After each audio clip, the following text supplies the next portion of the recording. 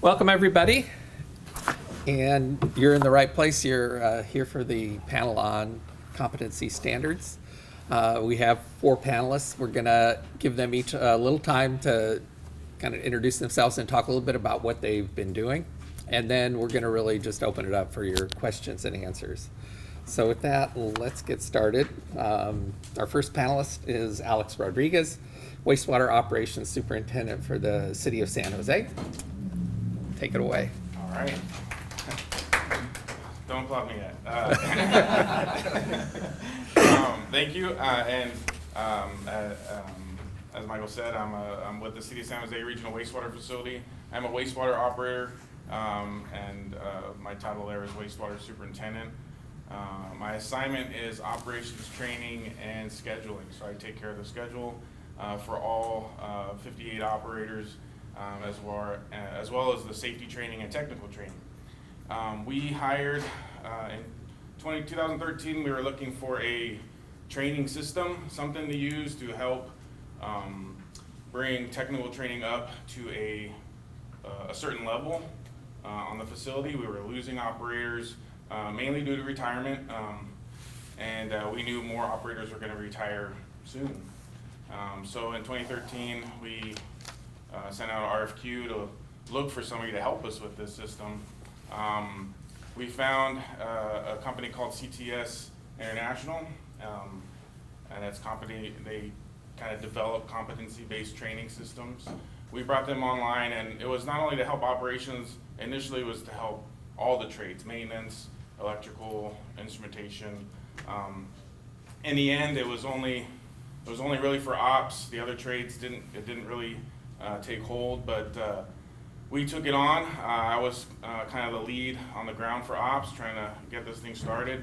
And the idea basically was to create a system that we could train, whether it's new operators or operators moving to a different section in the facility, what is the minimum training requirement they needed to work a 12-hour shift. We work 12-hour shifts, and it's okay, what do they need to work that shift? We understand they're not going to learn every single thing, and they're not going to know every troubleshooting aspect and have 10 years of experience, but what is that minimum level we wanted to get them to say, yes, this person can work a 12-hour day shift, night shift, weekend shift, holiday, whatever it may be. So we brought on CTS. They helped us develop that. The handout kind of shows you the process we use, and it's all hard copies right now, and we have a system that uses definitions as the beginning, systems, which is the 200 series in the middle, and then all the tasks required of that section, and that's the 300 series. There's a certain set of questions in the 200 and 300 series we ask based on that system or that task. We have all the answers written to every single question, and those are in a form called the standard answers. It's a big, huge 3-inch binder for each module. And what it allows is a senior level operator, which we call a 4-person, to ask these questions of the operator, and even if they don't know the exact answer, they can follow along in our standard answers, and that operator can be asked the question, answer the question, and as long as they get close, we're not looking for them to answer word for word that this is how you do this task or this system. But if the 4-person evaluating that operator could come to a conclusion that yes, they answered it fairly correctly, then we sign them off saying yes, you know this task or you know this system. But definitions are a little easier because it's just a standard definition. What is MCRT? What is solids retention time? What is F to M ratio?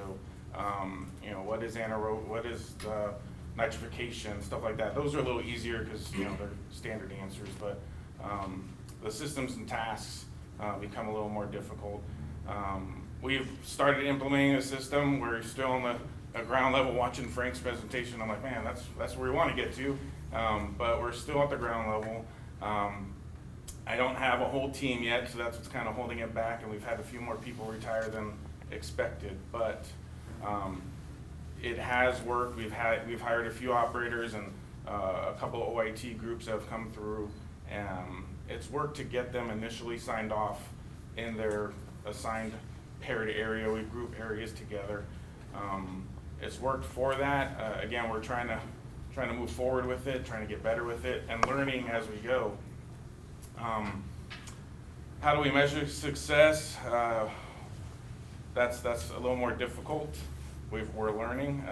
We have an initial exam we want to give operators. So, say for our disinfection system, we give them this exam, and then we have them go through the course. Well, we give them the exam, see where they're at, have them go through the whole course, and then give them the exam at the end and see how well they've done. That's how we quantify if we are teaching the right aspects. The other thing is being able to write this down in a system allowed me and allowed other forepersons to teach the same concepts. In the past, when we brought on new people, what we would do is, I would take them around, show them what I feel needed to be learned or taught, and then another foreperson would, and one of us would probably miss something, right? Because we didn't have it written down. It was just kind of word of mouth and what I remembered at that day, at that time.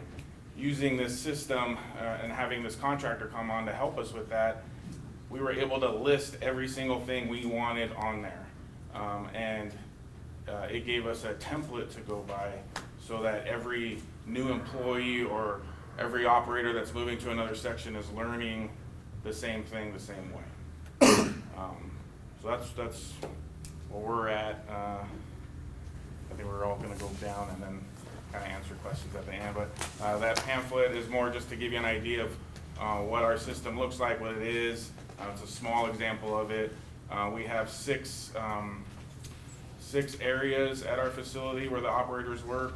So we have developed 7 modules. One of the sections we broke up into 2 modules. So we have 7 modules that we use.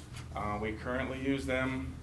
And we're looking at developing more. And at the City of San Jose, we're going through a lot of capital improvement program. So we're actually having to update stuff we already wrote 2-3 years ago because of our new systems. So All right, thank you, Alex. And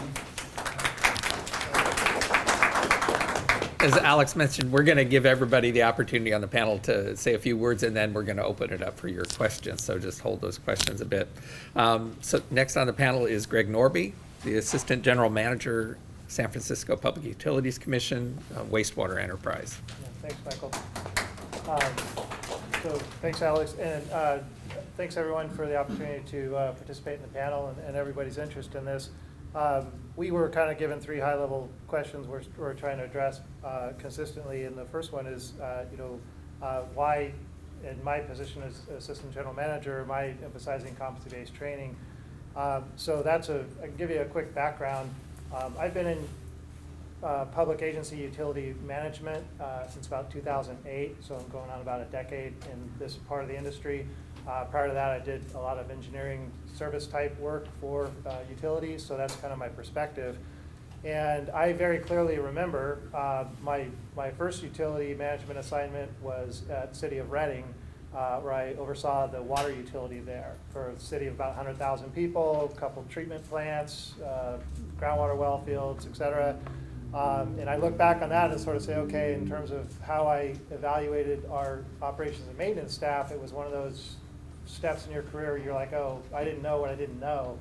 I look back now, I realize that, where we were as an industry compared to where we need to be.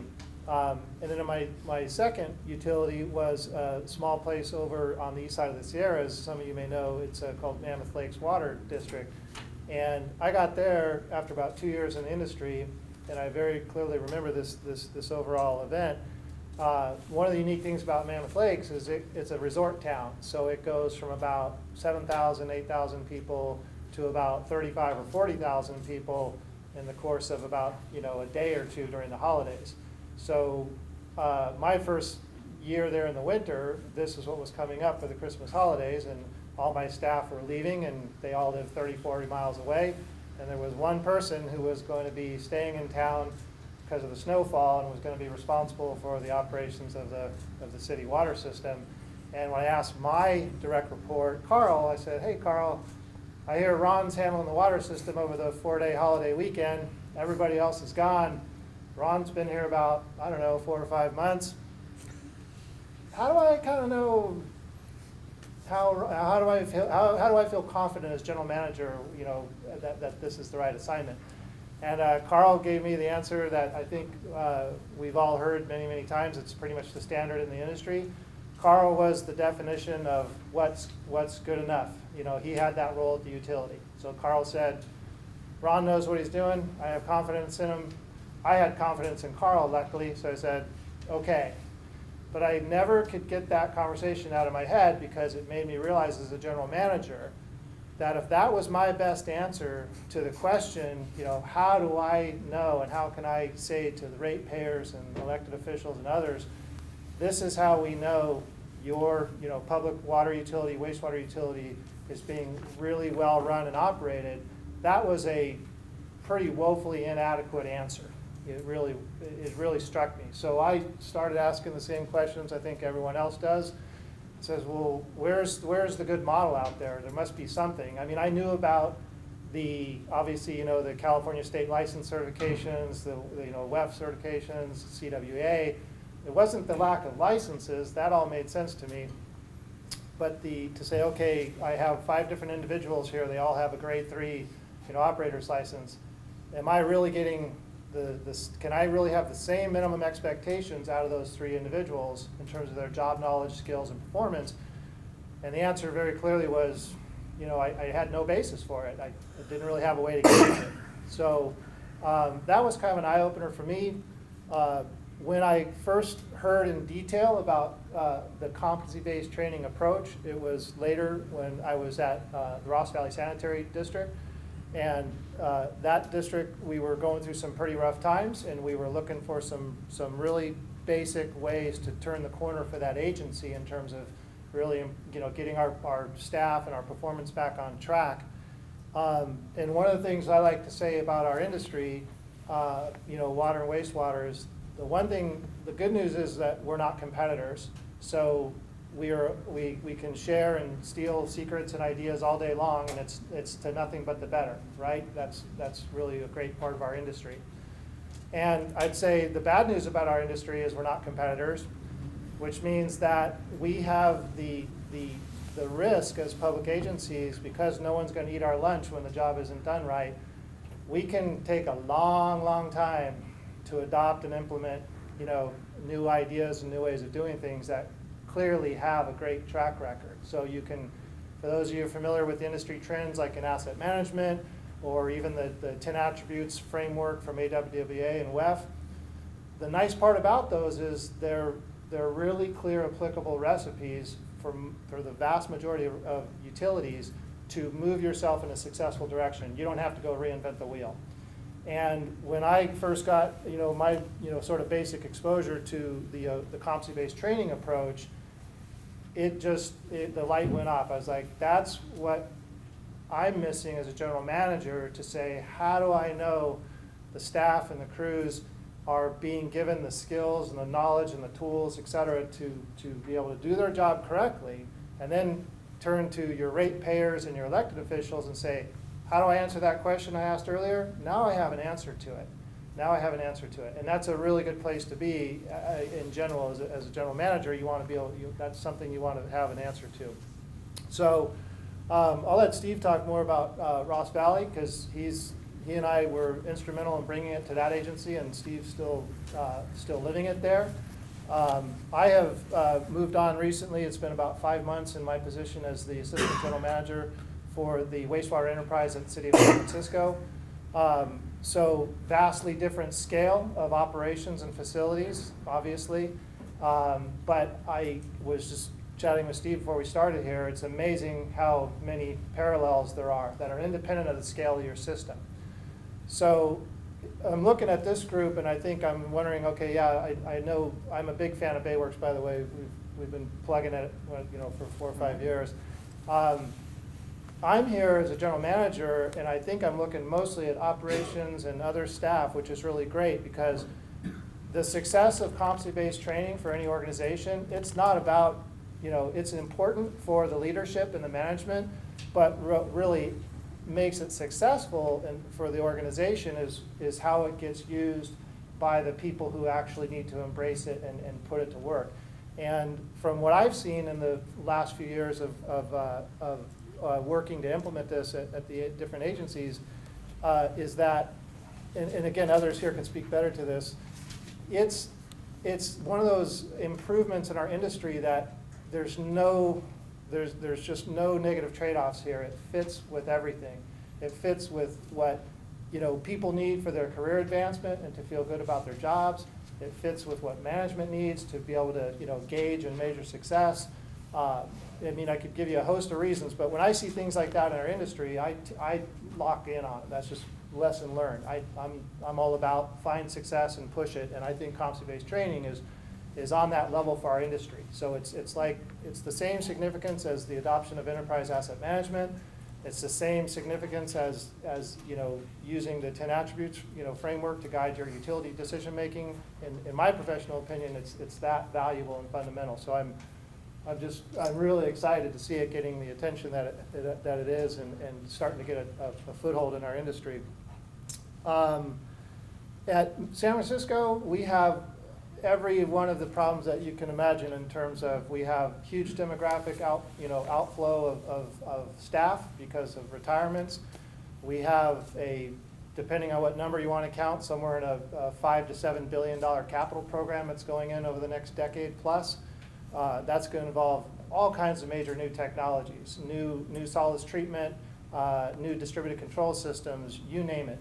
So our operations and maintenance staff are facing a really challenging future. On the one hand, it's a really exciting future when you look at what's happening at the utility.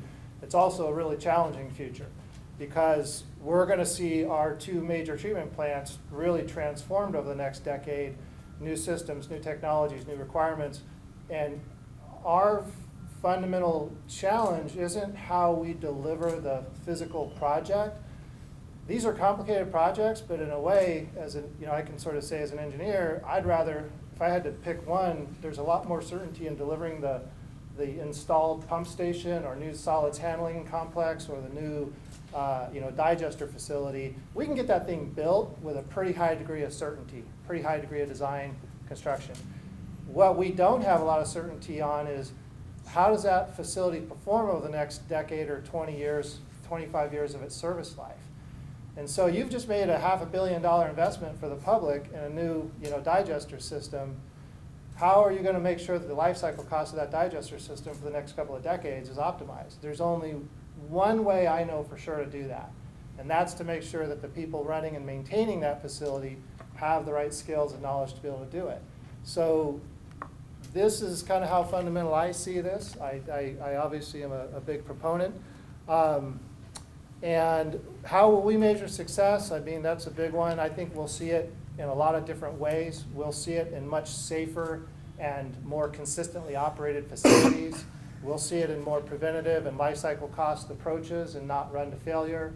I think we'll see treatment plant process trends that are more consistent and optimal based, and not widely varying across shifts and crews. And I think we'll just see an overall more efficient delivery of utility service to the public, and that's really kind of one of the key indicators of success for what we do. So could talk more about details on either of those systems when we do Q&A, but that's kind of my overview on it. So Good, thank you. Can you put the lights up now, because we're not looking at the screen? Sure. Yep. My name's Stephen Mixis. I'm the operations manager for Ross Valley Sanitary District. These two kind of took the wind out of my sails, so I'll do it a little quick and we can get the Q&A. But one of the main reasons I was a huge advocate for competency-based training is there was no consistency at Ross Valley. I had 20 guys that all did it basically differently, and there was many late nights where the operator didn't know what valve to turn, didn't know how to use a generator, They hadn't been on pumps since, 7 years. So there was no systematic way. And for me, it's reducing risk. It's reducing risk of overflows. It's reducing the risk of, safety. When you have an operator he's got 2,000 PSI 2 feet away from his head. You better know he's going to be able to know how to use the equipment.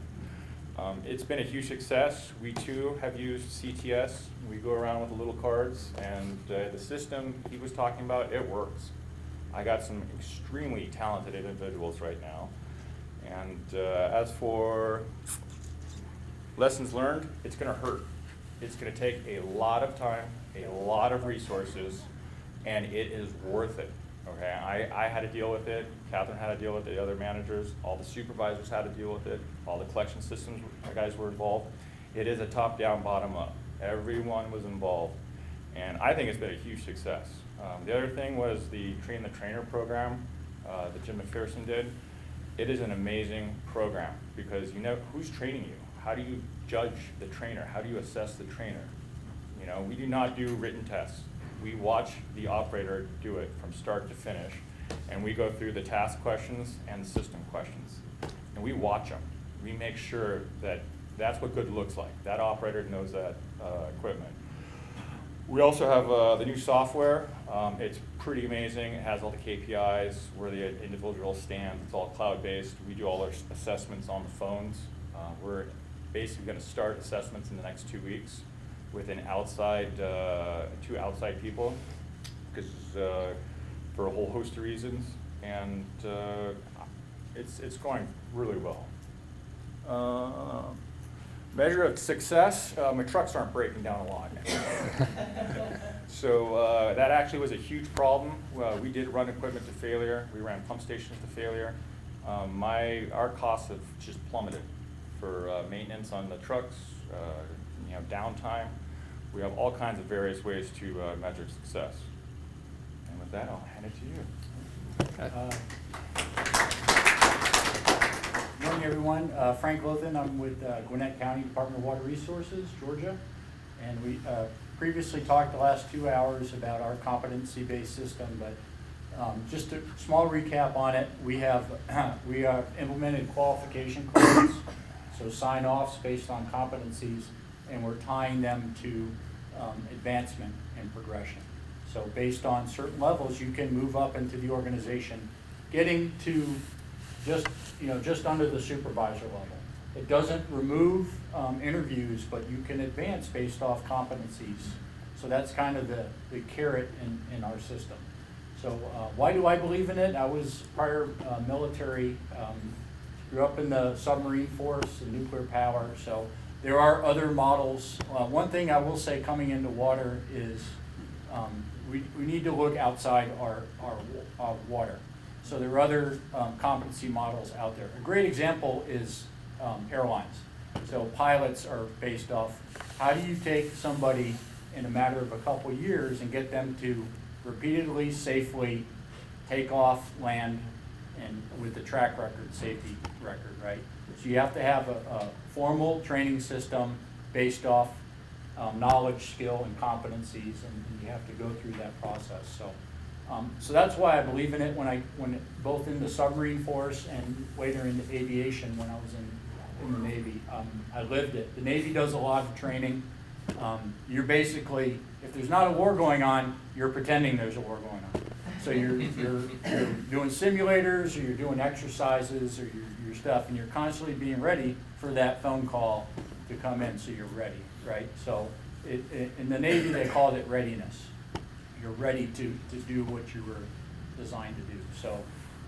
So when I got out of the military, I worked in a couple different industries before getting into water, and that was normal for me. I'm normal. I see competency models. So when I came started working for the water utilities, to me, it's like, why don't you have this? I don't understand. I didn't make this stuff up. It's just what I knew. I don't know who. It's probably over years and a lot of different people thinking like that. So our qualifications are just from my experience in the Navy, but the Navy deals with a lot of turnover.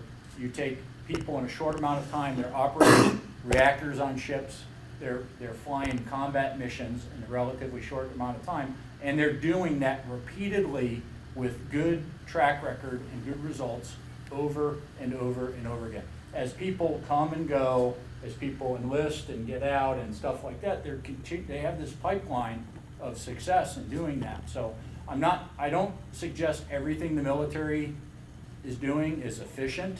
They concentrate less on efficiency, and I'm not suggesting we need to spend the dollars that they do necessarily on training, but there are one of the things is through this competency approach is that we can do it smartly and apply it, and that's really what we've done, we're trying to do at Gwinnett County, but it's a learning process. So that's why I believe in it. From a metric standpoint, or how do I think, what do I look for in success, or, I'm looking at trying to raise the bar performance level and do it quicker and not waiting for things to change around me, because I know things are changing and the plants are changing, so I'm trying to get ahead of the curve. So I think it's hard to always directly say the results of training, because unless you're following somebody around and recording things they do right and wrong, right? But I do think we need to, from training, we can apply some of the business metrics, sanitary sewer overflows, customer service, performance, safety, recordable incidents, workers' comp, accidents, and things like that. Some of those we can partly contribute to our training. I'm not saying it's the only thing, and sometimes there are things that are out of our control, but I think we should because there are instances where if numbers are spiking, if our recordable incidents are going up, if our sanitary overflows are going up, right? What's our first reaction is, how can we apply training to that, right? Are our folks trained well enough? Are they doing the right things? Are they following SOPs and things like that? So that's what I would like to, what I'm trying to do is tie my training into those metrics a little bit. And it's kind of hard to do because I can't say training is 100% the reason for something, but maybe it's 50% or 25%. And then my big metric that I talked about earlier was time to train, is that I'm trying to get people trained faster to where they're making less mistakes, they're more confident, and eventually what I believe is we will begin, when you have a skilled workforce, you'll begin to, the next step is innovation, where you'll be able to, if you can competently one of my old commanders used to say, brilliant at the basics. If you're brilliant at the basics and then the next level is you can actually be an innovative organization where you're now looking to the future, you're making process improvements, you're doing those things. So it's hard to say there's one metric that will do that, but that's where I'm blessed to have good leadership in an organization that not everywhere you go puts training dollars out there. When I worked for a not to be named company, it was like squeezing blood from a stone to get some money to be training. So there are a lot of things that are very good about the water industry, and we shouldn't. It's not negative. We do, generally speaking, a lot of utilities, at least the bigger ones, spend a lot on their employee development, and that's a good thing. And we just have to do it wisely. We have to do it efficiently. We can't waste money. But so those are the things I look at. I look at training output per dollar spent as well. So there's I have budgetary limits as well. But that's it. Good, thank you.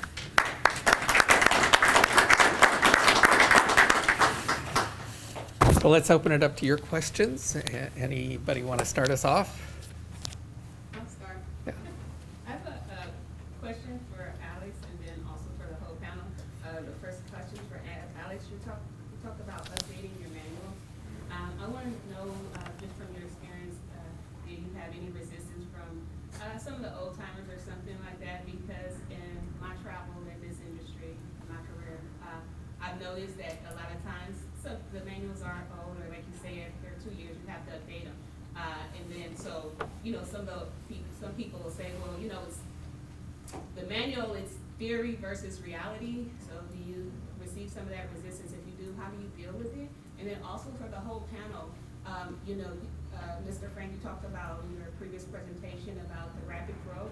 So how do you guys combat that? Have you guys did any outreach? If you have, like, what's the last outreach you did? Like whether it's going to your local schools or your local workforce training centers?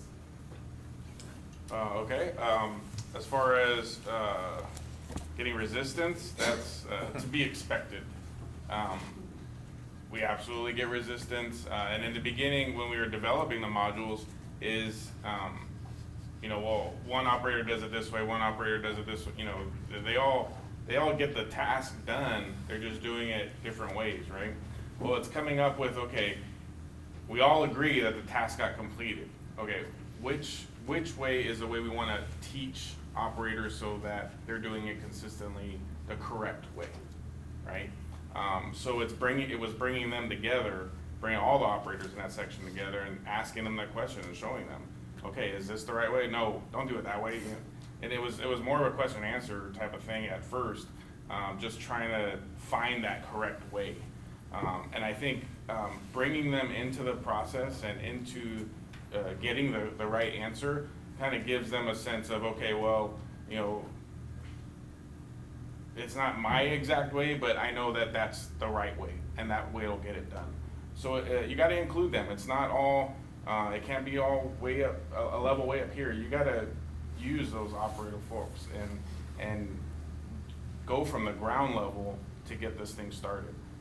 It can't start up here. You need the support up here, like Frank was talking about, and Greg and Steven were talking about. You need the support, but it has to start at the ground level, and you have to get that buy-in from them, and you have to include operators and all of that, and that's what we did to get it started.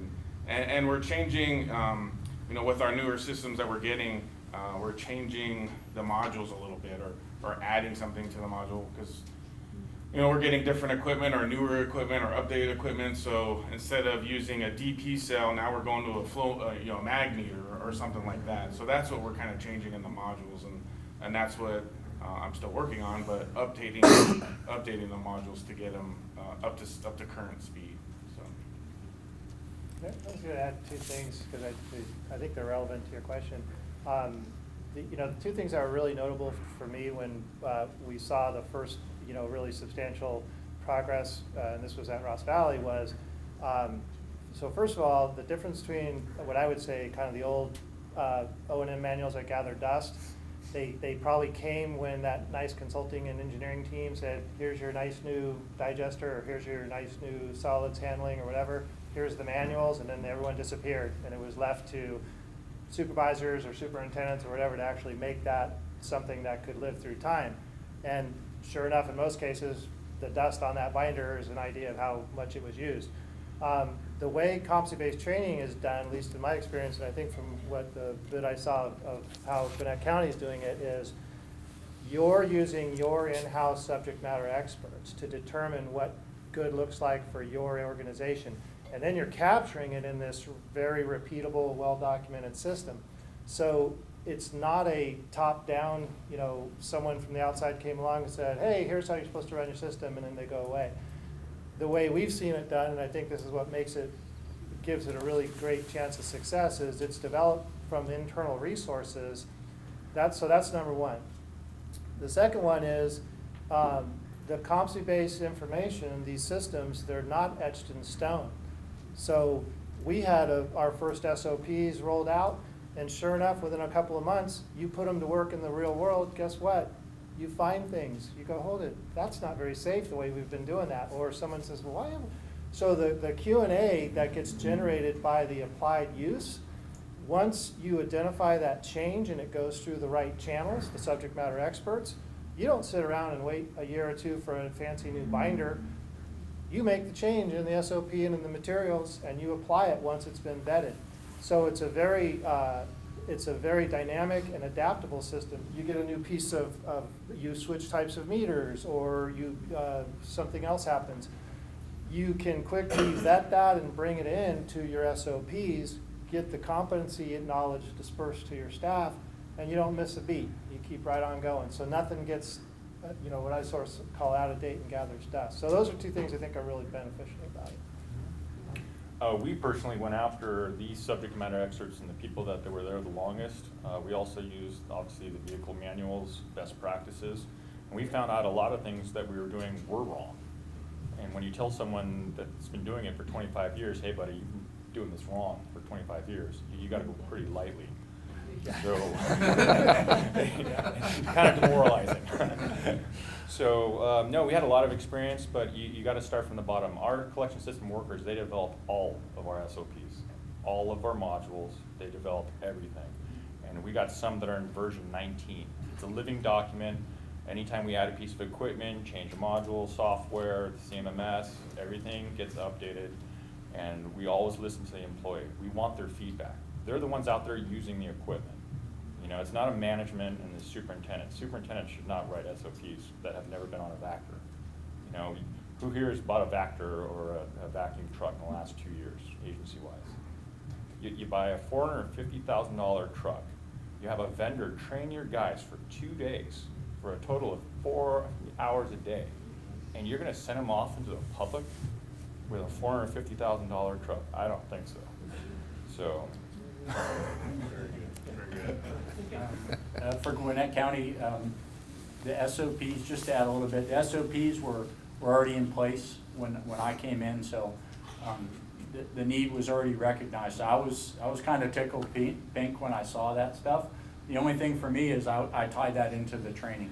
So now you have that feedback loop, so people are using the SOPs to train, and you can adjust those SOPs, because there is a risk of spending a lot of money, consultant, SOPs, they sit there and do nothing because nobody's using them.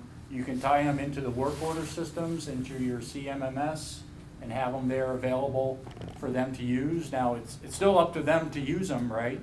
But, you know, when things go bad, are you doing an investigation? Are you looking at is looking at your procedures part of that process, right? Hey, are you following the procedure? Is the procedure right? And do you have that's kind of that feedback system, and to get everybody to use it. For the outreach portion, we are very fortunate. Well, we've recently dedicated a person to do the change management on our EOMs and our SOPs. So the management has dedicated a person to do that. So that was a big win. But we have people dedicated to outreach. I'm mostly concerned about workforce people coming in. So I deal with college folks, and I go to high schools and things like that, career fairs and everything. But we have, I would say, about 5 people that also just do more just getting the word out. What is water and things like that. And that's a big challenge in our industry, because I'll admit it, I didn't understand water before I got here fully. Submarines, they actually make their own water. It's demineralized water. It's got no chemicals in it at all. Till I started working in water, I didn't realize that's really not a great thing to put in your body on a consistent basis, right? I called my friend on a submarine and said, hey, did you add any chemicals into your water or anything? Or is it, no, it's like, it's just straight demineralized water. Like, that's not good. I didn't realize that. You know, so, so there's a lot, you know, and I admit it too, I'm that way too. When I got out of the military, I didn't understand that. So there's a big need for that campaign to continue, is just to educate the public. Because most of what we do, I think we operate that most people don't even know some of the plants are there. We have a super wastewater plant that's huge, right by the Mall of Georgia, which is huge, and most people don't smell it. It's got odor control. You know, there's no problems, and most people don't even know it's there. And most everything else is buried. Most of our assets, right? Unless you block a road, nobody knows it. So, that's a continuing effort, and so yeah, I think you just have to dedicate folks to do that, in my opinion. Other questions? Sure. Yeah. You know, like you guys mentioned that, you know, like water agency is almost like a quasi-government agency, it's like no competitors, like monopoly, and most of the employees, they've been there for a long time, and they've been doing the the way, I mean, most of the things, the old way for a long time. They use old equipment, use old procedure. So if you want to implement, like new procedure, new equipment, whatever, what do you think is the best way to get people to come on board? And then if there's any resistance, how do you overcome that? For me, don't use it as a disciplinary action. Leave disciplinary action out of it. So Okay. persuasion is the only way. Also a joint labor management committee that really helped Ross Valley Sanitary District and bringing them on board so they agreed to everything. And we had an amazing person that helped us through that. But don't use it as disciplinary. You're trying to teach them the bare minimum. You're not trying to teach them how to take apart the engine block or the pump. It's how do I operate this vehicle? Because the first time we mentioned, hey guys, we're all doing competency-based training, we thought it was a great thing, and what did they say? Oh, we're all getting fired. And I was like, no. That's not our intention, guys. Yeah. So that's highly my recommendation. It's a long process. Some guys are going to learn it, or staff is going to learn it in a month, maybe 2 months, other 8 months. We don't like putting a time frame on the vehicles because we do have over 100 competencies. We can't do this all in like 2 years. But the whole thing with us is how do you use an SOP? They're not going to memorize 5,000 pages of all the different various equipments and bypass pumping, this and that, everything in our pump stations, lift stations. But everyone gets to know how to use the SOP, and they have the standard answers. So the supervisors walk around with this card, or they train the trainers, and they ask these questions. And it's just knowing how to, and the first answer is refer to the SOP. And everyone's got the SOP on their phone on SharePoint, but give them all the information, and please be transparent if you're interested in doing this. Yeah, I would say, because Steve and I learned some of the same lessons, and I'm trying to apply them where I'm at now. But yeah, I think, so first of all, this is definitely a long-term process. I think for most of our organizations, I think it's fair to say, if you really get through this, you're looking at a real, it really is a transformative type of change at your agency. That's my professional view. So it's not something you do in 6 months or even 12 months. And certainly if you're a big utility with hundreds of staff, you're looking at a couple years of process here. I do think though that there's always, as you said, there's always resistance to change. That's kind of human nature, and certainly in organizations. We found it was surprising how different people interpret it when we just sort of put it out there. It was like, hey, this is what we want to do. As Steve said, people had all kinds of different reads on it. So we realized you needed to really back up, and you needed to really work to bring key people along and explain. And I think you get to a point, ideally, where the turning point, I think, is when the staff who actually use this begin to see it as a benefit to them and not something that got ramrodded on them or whatever by management. And that, I do think, if it's done correctly, it does happen, because many, I think, in this room probably know Andy Morrison and some of the folks that have, Andy's a statewide expert in sanitary sewer overflow response, and Andy came up through the ranks at Union Sand District, so he can, he says this much better than me. But I remember last year at one of the Sewer Summit training sessions, he was like, hey, look, think about it, you don't want the next generation to have to go through the same things that we all went through in terms of working with, really not very adequate, knowledge and skill systems at our agencies. People like to feel like they're doing a good job. They want to know this is what really good looks like, and that's what I'm able to do because I've got the tools and the knowledge and the skills. So it's long-term. You're going to have resistance. You got to decide at a management level, though, that this is where we're going as an agency. And I took that to heart as GM at Ross Valley. It was very clear to me, and others, I'd heard the same advice that I think that Frank had mentioned earlier. If you don't have a champion, in a sense, in your agency at the right level, this is too big of a change. You're really not likely to be successful getting through it. It's just that, impactful. So you've got to, I've taken that on. I took it on in my prior position. I can't do it directly at, San Francisco PUC because it's obviously, it's too big of an organization.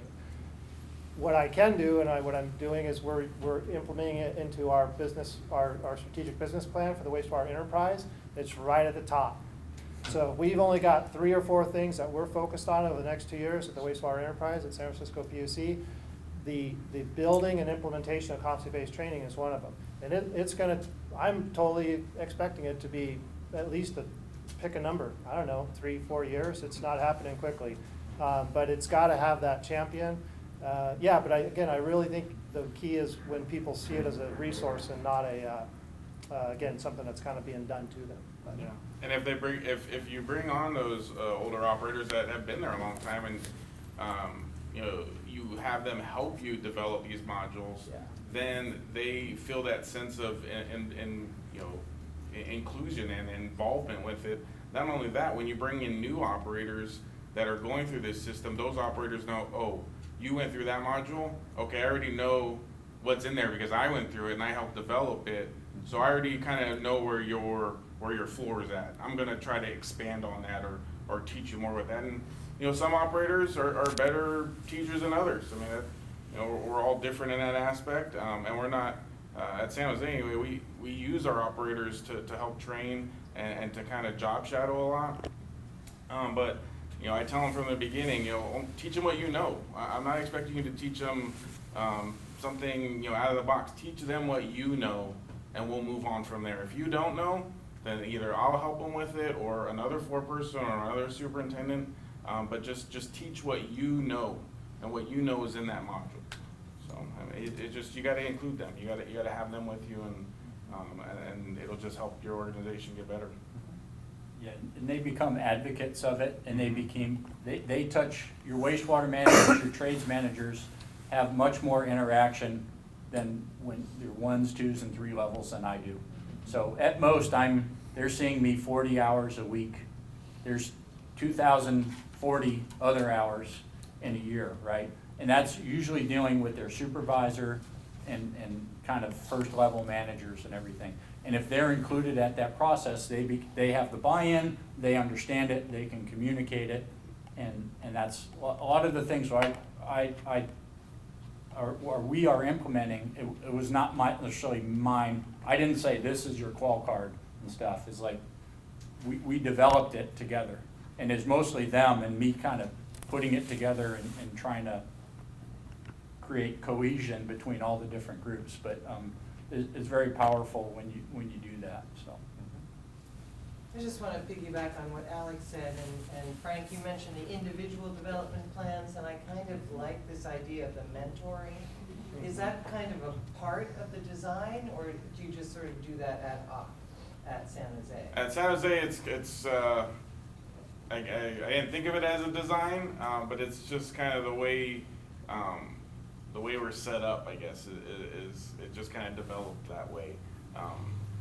We needed, and it was a way for us to include those older operators into, here's how we need to train people. We can't do this kind of on a whim anymore. We got to be more focused. We're losing 10 of these operators next year because they're retiring, and I need to capture that knowledge somehow. So it was just kind of pleading with them at first, I guess you could say, just that we need your buy-in, we need your help. I can't do this alone.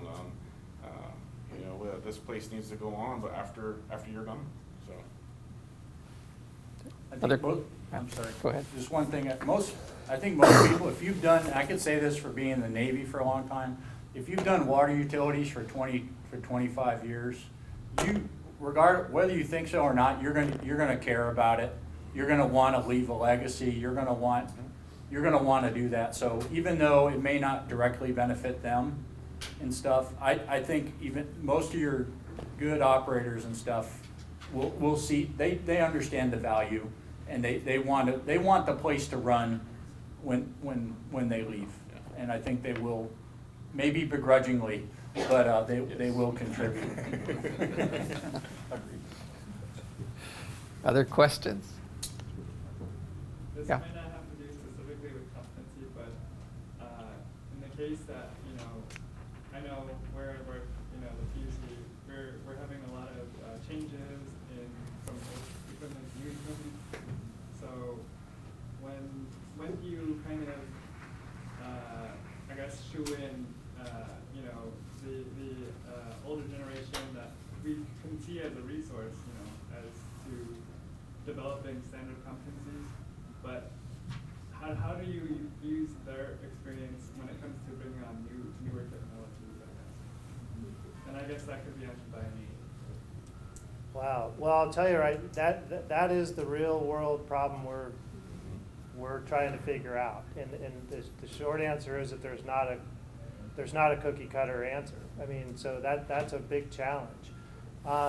What we have done, I think I can say right now, is we have gathered the key people in the capital delivery program process, and for us that's a mix of for those that don't know the SFDUC, it's a mix of what we call our infrastructure group and the program management team. And these are the people who are responsible for delivering this kind of endless stream of new capital projects right now. Again, it's, you know, just at the Southeast plant, I think we have 2 projects that alone are, it's a complete solids handling digester facility and a complete new headworks.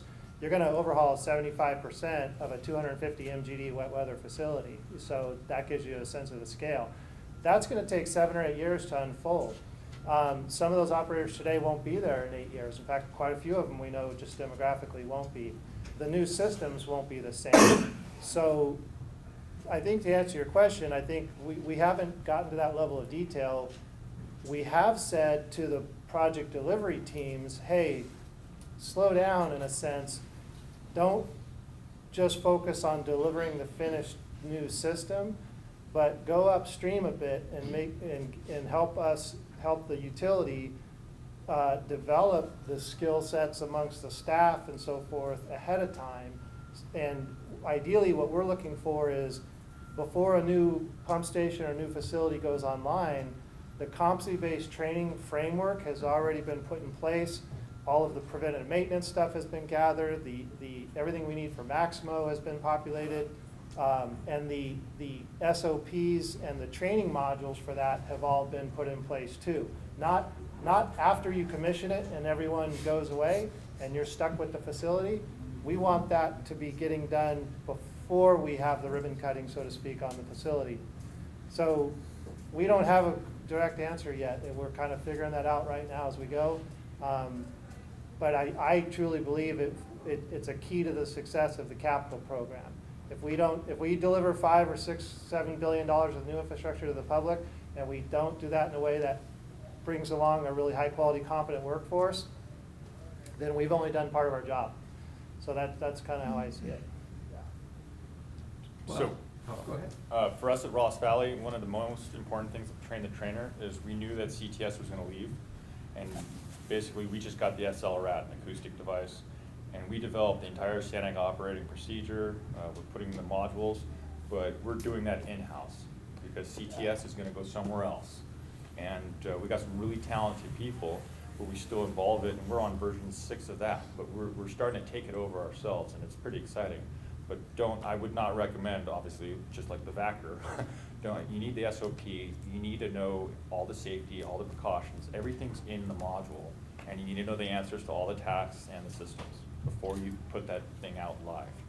So that's my recommendation. Yeah, and just to add to that, you know, when we bring on a new vendor or new equipment, using CTS, you give them that card. You say, I want to know all these questions to every system you have and every task an operator is going to have to do. I want all these questions answered. So you kind of put it on the vendor to answer those questions because they're the experts on that new equipment. You give it to them, then you get those answers, and then as a team, we're implementing new modules and new set tasks and systems and adding those definitions to our modules. So, you know, it's working together with that vendor. So. Good. Well, thank you all. We're almost out of time, so I want to